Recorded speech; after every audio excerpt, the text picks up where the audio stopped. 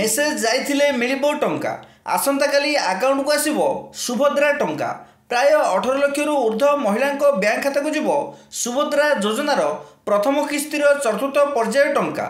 जाजपुर जिला व्यासनगर चांदमा पड़ियाठारे आयोजित एक स्वतंत्र कार्यक्रम में मुख्यमंत्री मोहन चरण माझी हिताधिकारी मानकु एही टंका प्रदान करिवे। एने उपमुख्यमंत्री प्रभात परिड़ा सूचना देइछन्ति। से कहिछन्ति सुभद्रा हेउछि विकासर मूलपिंडी। आसंता काली 18 लाख रु ऊर्ध्व महिला बैंक खाता को टंका जीवा परे मोट लाभार्थी संख्या 98 लाख रे पहुंचबो। श्रीमती परिड़ा कहिछन्ति एबे भी किछि आवेदनकारी एनपीसीआई समस्या रहिछि सेमाने बैंक को जाई जांच करंतु।